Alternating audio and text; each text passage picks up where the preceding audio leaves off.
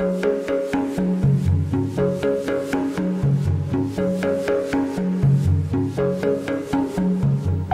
నమస్కారం. ఈరోజు మనం వచ్చేసాం నల్గొండలో ఉన్న ఒక పవిత్రమైన దేవాలయం. ఇది 2200 సంవత్సరాల చరిత్ర ఉన్న దేవాలయం. అదే ఈ టెంపుల్ని చిన్న భద్రాద్రి కూడా అని పిలుస్తారు. అదే నల్గొండలో ఉన్న శ్రీ రామాలయం. ఈ ఆలయానికి రావాలంటే నల్గొండలో ఉన్న క్లాక్ టవర్ నుండి లెఫ్ట్ తీసుకోవాలి. రామగిరిలో ఉన్న రామాలయం అంటే ఎవరైనా చెప్తారు. ఇదైతే ఎంట్రన్స్. ఈ ఆలయం దైవం, భక్తి మరియు శాంతితో నిండి ఉన్న ఆలయం. ఈ రామాలయం చాలా పాతకాలపు మరియు పురాతనమైన స్థలంగా భావిస్తారండి. పూర్వకాలంలో ఈ ప్రదేశంలో ఉన్న ఋషులు, భక్తులు శ్రీరాముల వారి దైవ అనుగ్రహం పొందారని చెప్తూ ఉంటారు.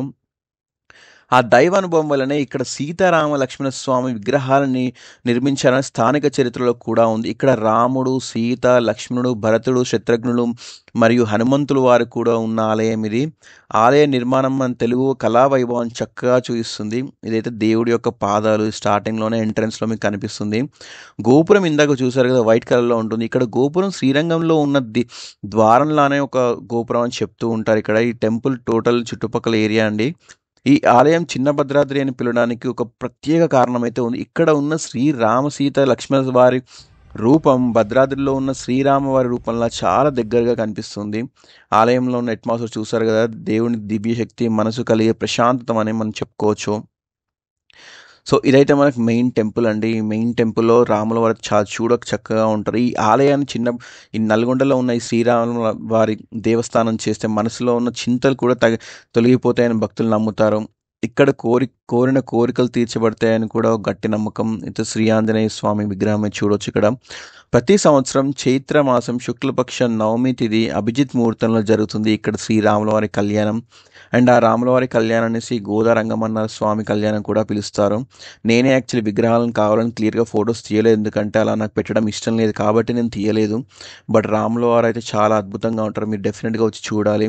అండ్ కుటుంబం సౌఖ్యం, శాంతి, ఐక్యత కోసం చాలామంది ఇక్కడ సేవలు కూడా చేస్తారు, పూజలు చేస్తూ ఉంటారు. ప్రతి సంవత్సరం శ్రీరామనవమి ఎక్కువ భక్తులు ఎట్లా అంటే ఆ టైంలో భక్తులు చాలా ఎక్కువ నెంబర్స్లో వస్తారు.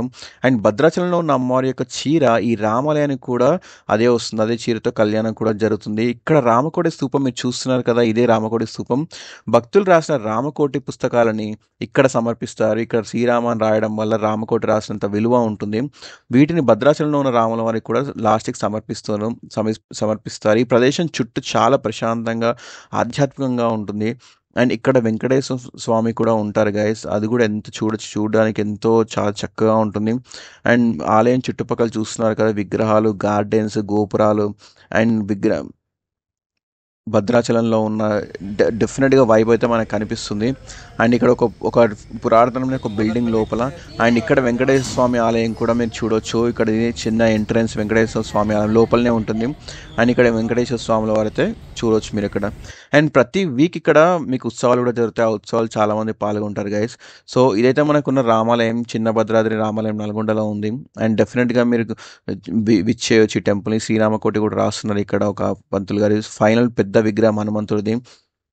So please follow and subscribe for this channel guys, Shinchan Traveling, for more videos. And తప్పకుండా విగ్రహాన్ని అండ్ రామాలయాన్ని సందర్శించండి. Thank you.